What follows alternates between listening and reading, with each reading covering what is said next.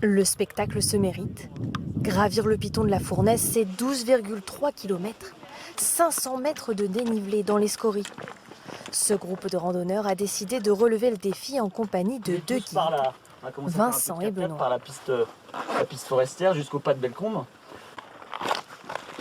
Le réveil a sonné très tôt pour espérer atteindre le sommet, avant le lever du soleil. Le nord et le sud. Okay, du coup, tout ce qu'il y a là-bas, là, les constellations que vous voyez, c'est que des constellations inconnues de l'hémisphère nord. Par contre, si on regarde par là, il y a des constellations en fait, qu'on retrouve et qui sont identiques à la métropole. On a bien rentabilisé notre nuit, c'est une fois dans une vie, c'est pour avoir cette côté grisant de l'exception.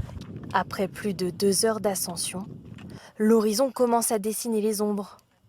5h48, le ciel s'illumine. Ça se mérite. Donc, et puis après, pour avoir un paysage comme ça, du coup, ça en vaut la chandelle. C'est émouvant, on n'a pas les mots. On en oublie les forces physiques en fait. Et arriver au bout, c'est une super surprise.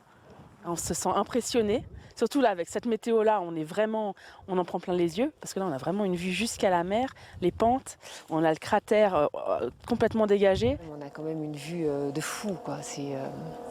Et faire le lever du soleil, c'était en plus absolument génial. Le piton de la Fournaise est le volcan le plus actif de France. Un caractère tumultueux avec en moyenne 2 éruptions par an.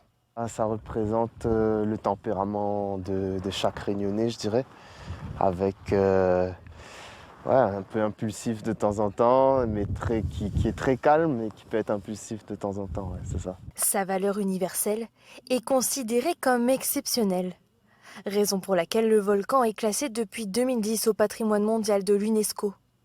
Chaque année, plus de 400 000 touristes le gravissent.